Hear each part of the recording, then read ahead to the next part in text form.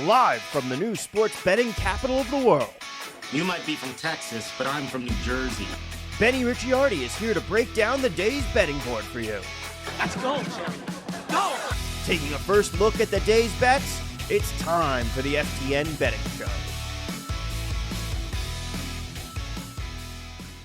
Welcome to the FTN Betscast for Tuesday, July 19th here at FTN Bets, sponsored by our friends over at Sleeper.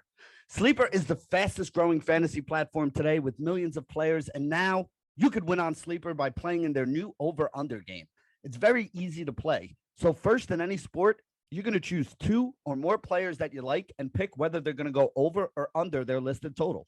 So for example, in baseball, once it comes back after the All-Star break, of course, you could be looking at things like the number of hits they'd get in a game, the number of runs they could score, maybe the number of strikeouts a pitcher has, or the number of hits that they're going to allow. Then you're going to choose an amount of money you want to enter into the contest. And if you pick correctly, you could win anywhere from 2 times your money all the way up to 20 times your money if you go 5 out of 5 and get them all correct. But the main reason I'm excited about this new over-under game on Sleeper, it's the only app where you can join in with your buddies and everyone can play together. It has a built-in group chat where I can see what you're playing, you can see what I'm playing, and we could all see what the guy who won 3 days in a row in our group is playing so that we could follow along. And it's insanely fun when everybody is riding it out together, rooting for the same things to happen. So stop what you're doing and download the Sleeper app now to play in their new over-under game. Have some fun with your friends and make a little bit of money in the process. On your mobile phone, you can join our listener group on Sleeper at sleeper.com/FTNBets. And Sleeper will automatically match your first deposit up to $100. Again, sleeper.com/FTNBets, and you get a $100 match on your first deposit.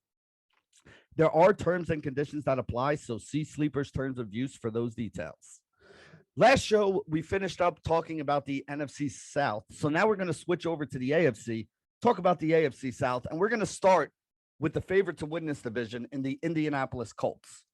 The Colts were 9-8 last year after going 11-5 in 2020.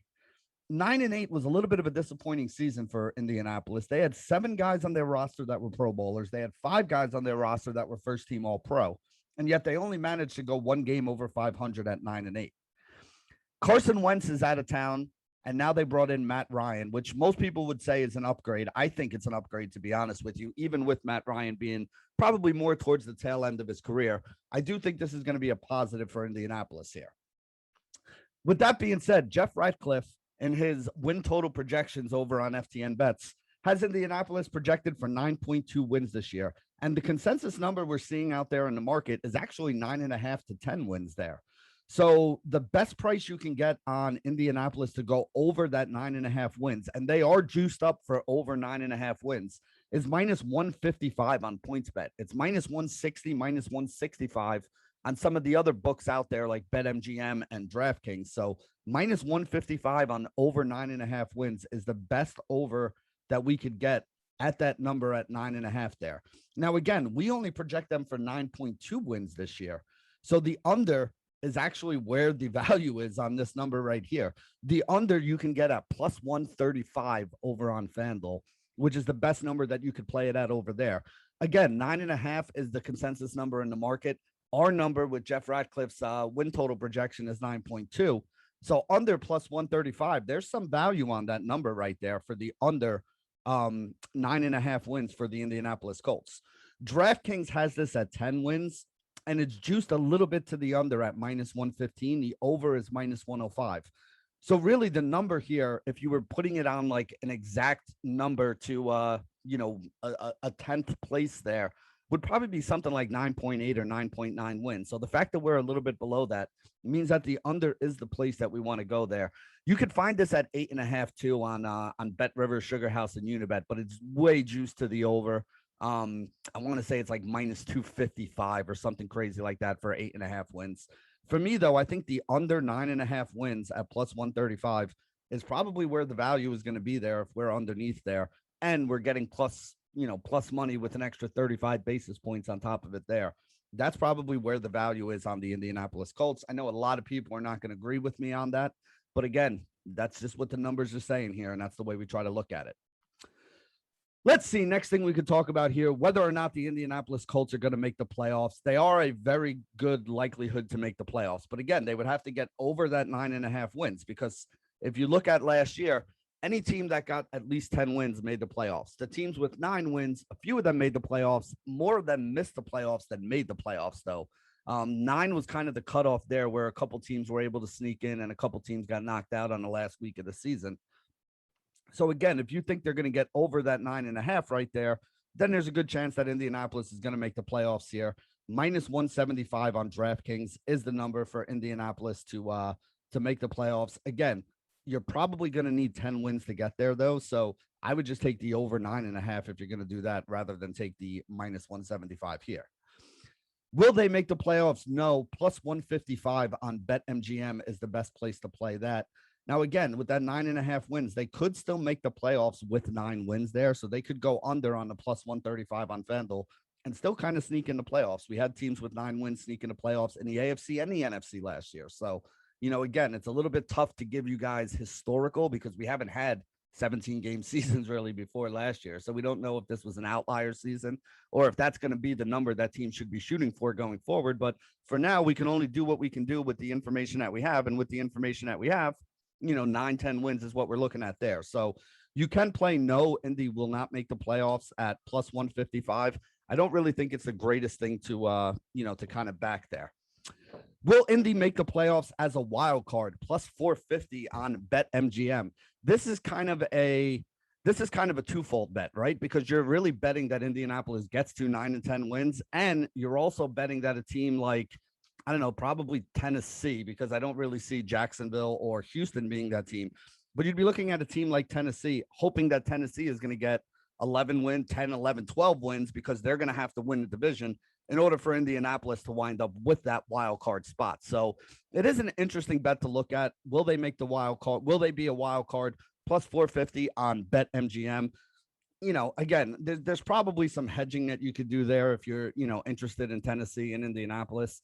I just thought it was an interesting number that I wanted to lay out there for you guys. Just remember, though, if they win 11 or 12 games, they're going to win the division and they're not going to make it as a wild card. So this bet is not going to pay off. So this is really like a 2 or 3 tiered bet. It's almost kind of like a parlay, right? You're parlaying that Tennessee is going to win the division along with Indianapolis making the playoffs to get to that plus 450 number, which, again, I would have to actually run the numbers and see.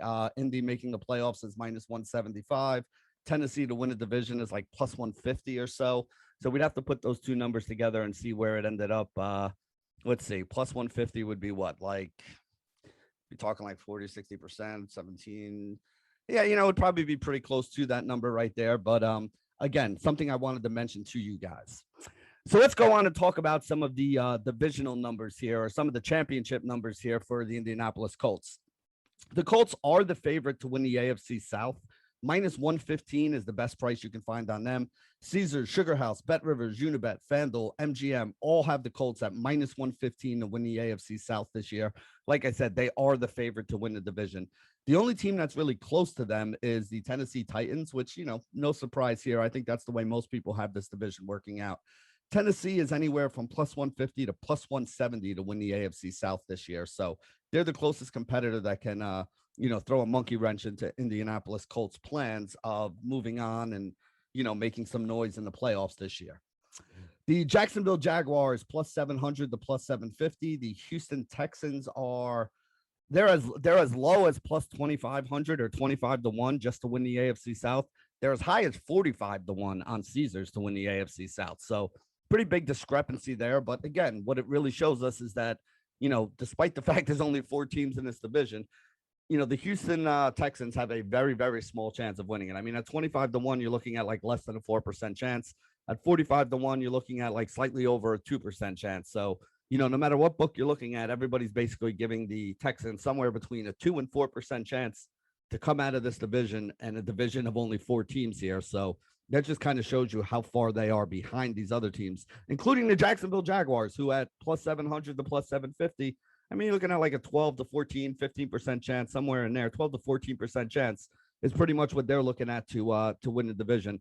So even the Jaguars are light years ahead of Houston, and both of those teams are light years behind the Indianapolis Colts and the Tennessee Titans. Indianapolis Colts to win the AFC plus 1,200, 12-1. You can get that at FanDuel, DraftKings, or BetMGM. They all have them sitting there at that plus 1,200 number. At plus 1,200, I think that makes them the 7th team just in the AFC. Buffalo, Kansas City, let's see, the Chargers, the Broncos, the Baltimore Ravens, and the Cincinnati Bengals are all a shorter price to win the AFC than the Indianapolis Colts are. But again, none of those teams are in their division, which is why they're minus 115 to win the AFC South.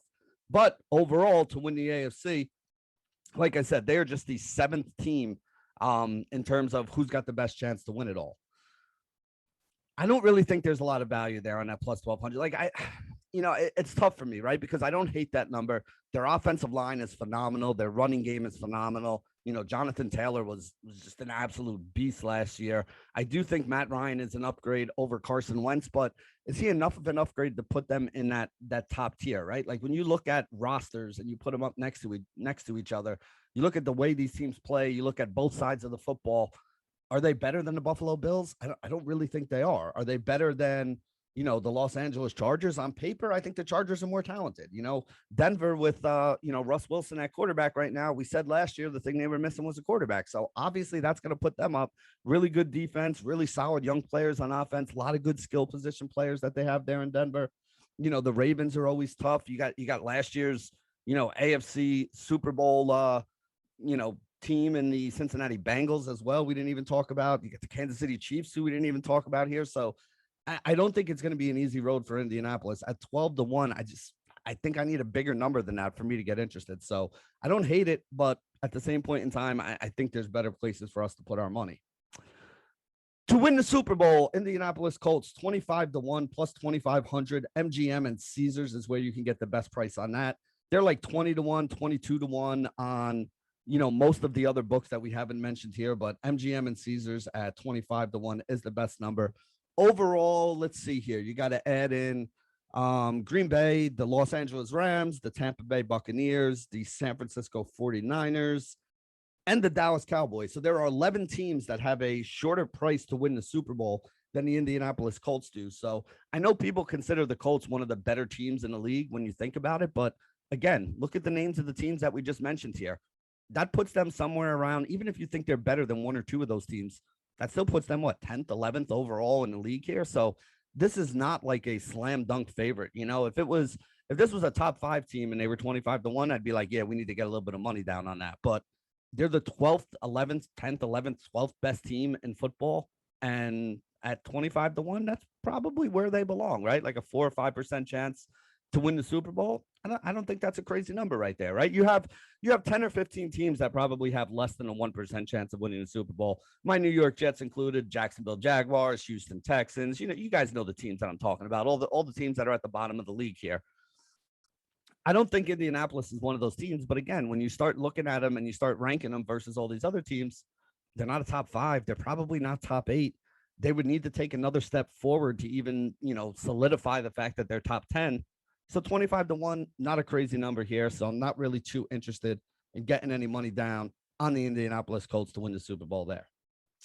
So let's talk about some individual players. And there aren't a ton of individual players that I'm really interested in here on the Indianapolis Colts, right? Like you have all these pass catchers, guys like Michael Pittman, who is the guy that probably stands out the most as being, most likely their number 1 wide receiver option. And people are wondering whether he's going to take a step forward or not with Matt Ryan, if Ryan's better than Carson Wentz. Like I get all that stuff there, but even when you look, like the books don't really even have a lot of props out there for Michael Pittman right now, because I think it's a little bit of a question mark, right? Like we don't know we know the guy's talented. He's got a new quarterback in there.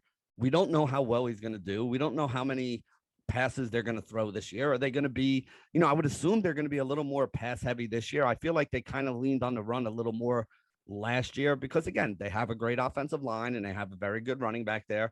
And I also don't think that they were I also don't think they had a lot of faith in Carson Wentz last year. So they didn't want Carson Wentz's job last year was not to lose football games for them. He only threw 7 interceptions in 17 games. That's what they needed him to do, right? Like they didn't ask Carson Wentz to go out there and sling it around and win a lot of football games for them. But then again, they were only 9-8. It wasn't like this team was 13-4 and they were rolling people and they didn't need to throw. There were some games where they did need to throw. and they still played a little more conservative than I thought they should have. So let's see if they open the offense up a little bit here with Matt Ryan. So let's talk about Matty Ice, right? Matty Ice, the new quarterback that they brought in from Atlanta here. Carson Wentz shipped out of town. They made a bunch of trades to get everything there that they wanted to. So let's see. Last year, Carson Wentz threw for 3,563 yards in 17 games. He had 27 touchdown passes, only 7 interceptions. Not horrendously bad numbers. I mean, I know I'm sitting here and kind of wailing on Carson Wentz a little bit, but it's not like the guy had a horrible season last year. Now, again, that's only like 210 yards per game. You know, maybe 1.6 touchdowns per game, but less than half an interception per game. Those are perfectly fine numbers for a game manager, right? And I think that what they're thinking this year is that Matt Ryan is better than just a game manager. So, you know, you would expect them to open it up a little more, and you would expect the numbers to be a little bit better here. Now, Matt Ryan probably had to throw the ball more last year than he's going to throw the ball this year. He played all 17 games last year for Atlanta. Atlanta was losing most of those games, right? They were not a very good football team, although they didn't finish very far behind Indianapolis. I think Atlanta was, 7-10 last year? So really, they're only a win or two behind Indy. But they were trailing in a lot more games. They were trailing earlier in a lot more games, and you probably saw more passes thrown from Matt Ryan last year than you're going to see this year. And the reason why I mention that is 3,950 yards is the number for Matt Ryan this year. FanDuel and BetMGM both have it there, over or under at -115, right? So Matt Ryan went over that last year by 18 yards. If we think he's going to throw less in this offense this year, then that's going to be something that's a negative. Do we think his weapons are better? I don't really know if I think his passing game weapons are better than the weapons that he had last year. Now, again, Atlanta did not have very good weapons last year. That's why they went and got Drake London in the first round this year, because they knew they needed a wide receiver. But they did have a really good pass catching running back coming out of the backfield in Cordero Patterson. They had a rookie tight end who had over 1,000 total yards in Kyle Pitts. You know, there were some weapons that he did have in Atlanta. There were a couple guys that he was throwing to there. Again, not that he doesn't have any weapons in Indianapolis. They have some decent guys out there as well. But I don't think that this is going to be one of those offenses where they're going to be saying to Matt Ryan, we need you to go out there and sling it 40 times a game to win us football games. I think they'd be perfectly happy with Matt Ryan just being, I don't want to call him a game manager, and I don't want to say that's all they're going to use him as, because he's more than just that. He's better than Carson Wentz was.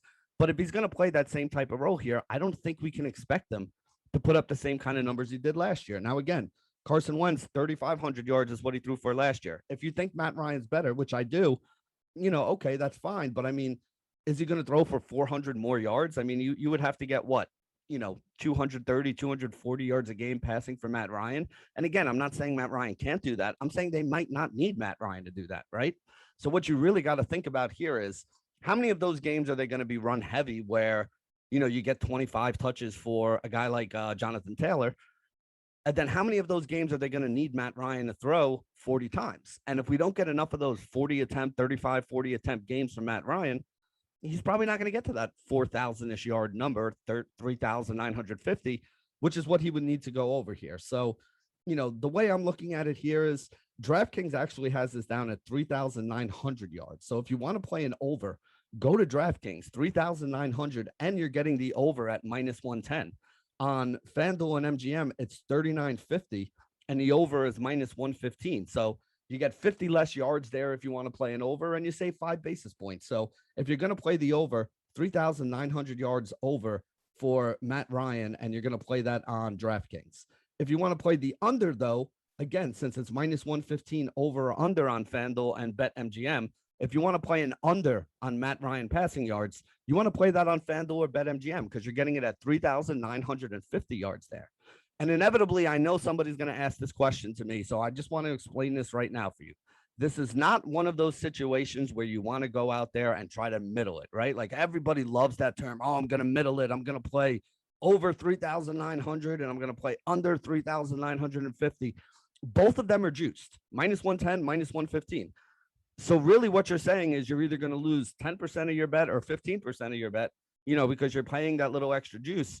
And you're really only giving yourself, now, yes, there is a middle there, right? There is a 50-yard middle if he throws for 3,901 yards to 3,950 yards. You're going to win both of those bets, right? But is that really worth it? Like a 50-yard middle for a quarterback, is that really worth it for you to try to put money on there? I don't think it is. I think you're going to pick a side. Like I said, if you think he goes over 3,900, then just go to DraftKings and bet that at minus 110. If you don't think he goes over 3,950, the higher number there, 950.5 actually, so he actually needs to go 3,951 yards for you to cash that. You can bet the under on that one there. So that's the way that I'm telling people to play it. Pick a side. If you're a pro Matt Ryan guy and you think he throws for 4,000 plus yards, by all means, go to DraftKings, play the over at minus 110. If you're like me and you think, yeah, he'll probably get a few more yards than Carson Wentz did, but maybe not over that 4,000 mark, I like the under 3,950 and a half yards. And again, you can get that on FanDuel or BetMGM right at that like minus 112, minus 115 price right in there somewhere. So let's see. If I don't think that Matt Ryan is going to have to throw for 4,500 yards and 40 touchdowns, he's probably not going to get the MVP or the Offensive Player of the Year or any of that. He's 60-1 to win the MVP here. And the only way I see it happening is if like Jonathan Taylor goes down in like week 1 or week 2, and this team becomes really pass heavy and Pittman explodes and, Nyheim Hines out of the backfield, winds up having like a Cordero Patterson season from last year where he catches a bunch of passes out of the backfield, gets a couple touchdowns and just absolutely like dominates there. That's the only way I see Matt Ryan winning the MVP. It's 60-1 over on PointsBet, 50-1 or below on most of the other books out there. Again, not really anything I want to bet on here.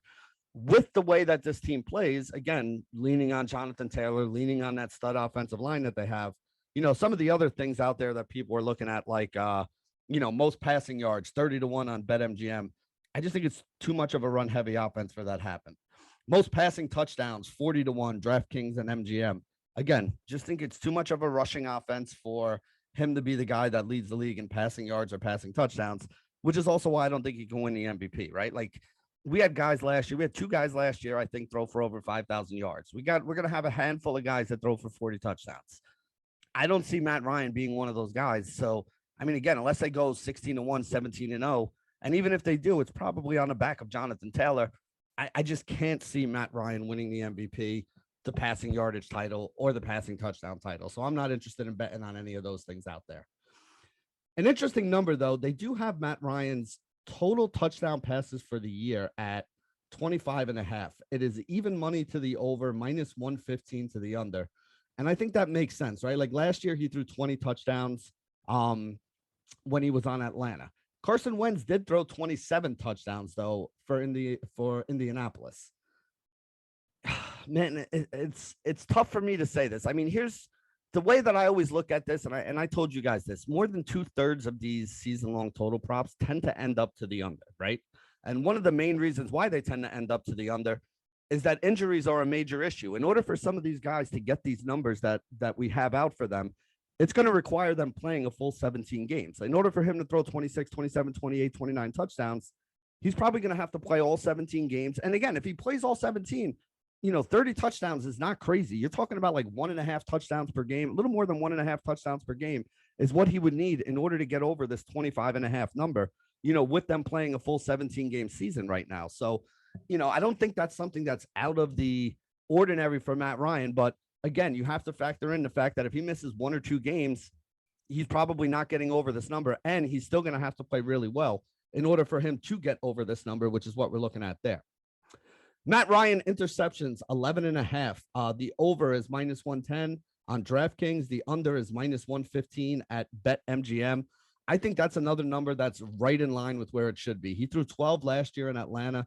If you think he's going to throw a little bit less this year in Indianapolis, which I do, I actually think the under is the better way to play this. And the under is the one that's juiced up a little more, right? Minus 115 BetMGM versus minus 110 on DraftKings for the over at 11.5. So I do like the under 11.5 interceptions for Matt Ryan here.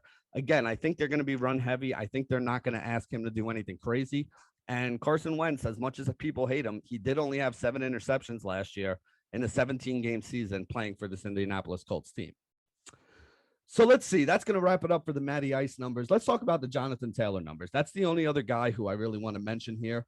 Last year, he was an absolute stud, 1,811 rushing yards, 18 rushing touchdowns, 40 catches, 360 yards through the air, and another 2 touchdowns there. So he finished the season with 2,000 and what do we got here? 2,171 total yards, 20 total touchdowns there. I mean, just absolute bomb numbers for, Jonathan Taylor last year. Offensive player of the year, Jonathan Taylor. 10-1 is the odds that we're getting here. It's as low as 8-1 on some of the books, but you could play it at 10-1 on FanDuel, DraftKings, PointsBet. I don't think that's a crazy number there. Again, if he stays healthy and this team winds up winning 12 or 13 games, it's very likely going to be because of a monster season from Jonathan Taylor.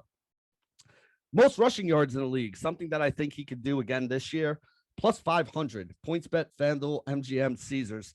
The chalk last year was Derrick Henry. I think Derrick Henry might be the chalk again this year, or maybe him and Taylor are kind of co-chalk to lead the league in rushing yards this year. Again, 1,811 yards. He's running behind one of the best offensive lines in the league. He's got a better quarterback this year, so the play action, he may keep some of those guys home, some of those safeties and stuff a little bit this year. I really like Jonathan Taylor. Most rushing yards, 5-1. Is it worth it? Yeah, I think it actually is worth it, right? Because I think there are only a handful of guys, maybe 5 guys in the entire league that can get anywhere near the kind of numbers that he put up last year. And we're talking like Derrick Henry, Dalvin Cook, maybe Christian McCaffrey, but they use him a lot more out of the backfield.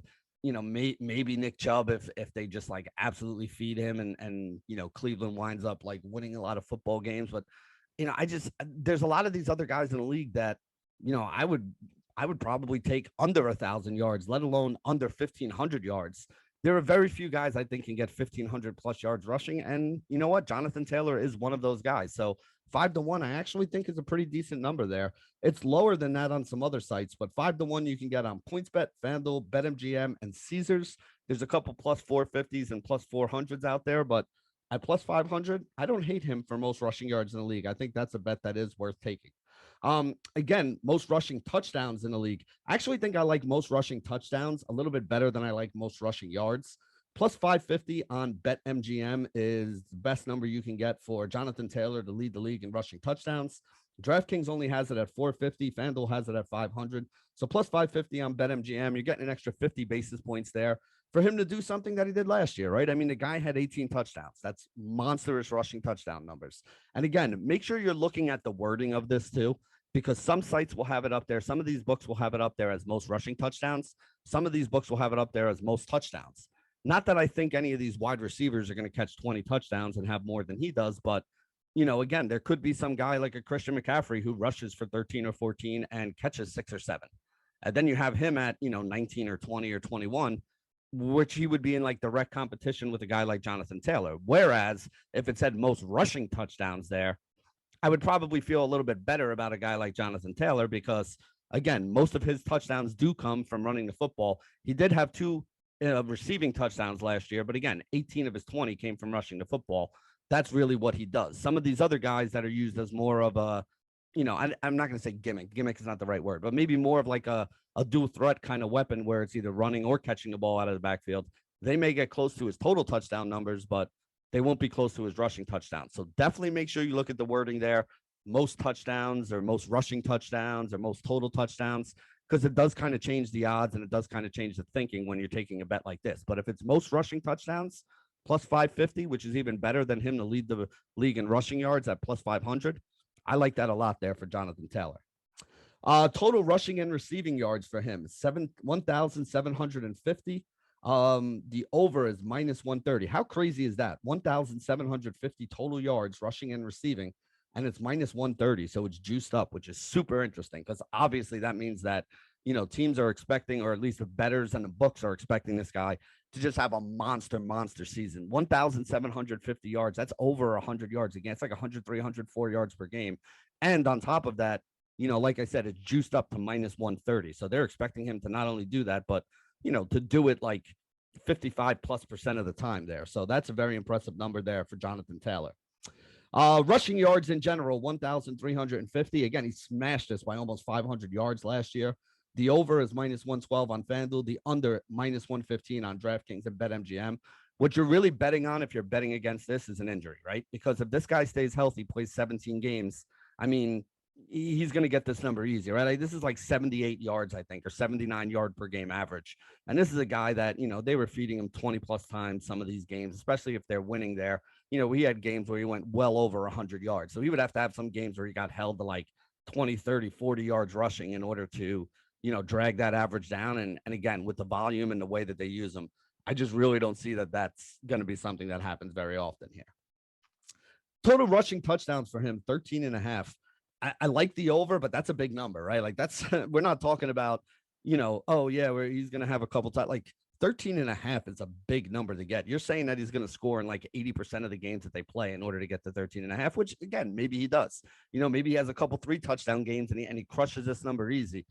But again, I think there are better numbers that we can bet on here. And I don't want to take him over 13.5 touchdowns at like minus 115 when I could take him to lead the league in touchdowns at, 5.5 to 1, right? I want that plus 550 payout.